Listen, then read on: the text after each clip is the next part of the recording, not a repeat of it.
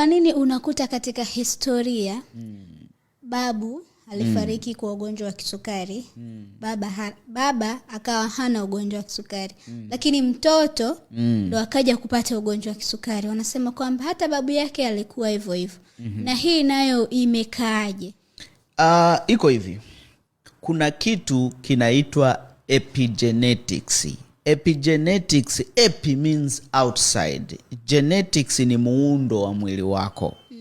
Kwa hiyo ni namna mwili unavyoweza kubadilishwa ukaibua magonjwa na vyakula au na mambo ya nje. Uvutaji wa sigara, unywaji wa pombe, vitu vya sukari, kutofanya mazoezi. Hivyo ni vitu vya nje vinakuja kuathiri vitu vya mwenendo wa mwili wako kwa ndani. Ndio. Kwa hiyo tunachokirithi kutoka kwa wazazi wetu, tunarithi muundo wa mwili ambao ni mwepesi kuathirika na mazingira fulani. Kwa like kama mfano, labda mimi hiki hapa. Hiki kitu labda ni plastiki kama hivyo unavyoona. Kwamba nikikiweka karibu na moto, hiki plastiki kitayeyuka. Lakini nikikiweka mbali na moto, hakitayeyuka. Ndio. Kwa hiyo kosa linakuja kwa sisi ambao tunashindwa kutambua kwamba miili yetu inatakiwa itunzwe kwa namna gani ili kujitofautisha na watu wengine kwenye ukoo. Sasa changamoto inakuja ni kwamba tunakuwa na malezi ya kurisishana.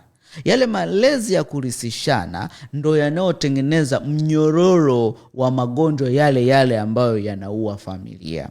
Kwa hiyo kusema tu ukweli ni kwamba magonjwa ya lishe si magonjwa tunayorithi. Ni magonjwa ambayo yanaibuka kutokana na mtindo wetu wa maisha. Tunachorithi kutoka kwa wazazi wetu ni genetics. Yani ni muundo wa kibiolojia. Sasa wewe una uwezo wa kuzinstruct genes zako zika express magonjwa au ukazima magonjwa. Yani unaweza wewe, you have power to switch on or off genetic expression of insulin resistance.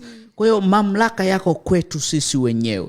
Tunaweza kujiuguza au tukajikinga. Kama kalamu inayeyuka kwenye moto, basi unaiweka mbali na moto. Hauwezi kupata magonjwa haya.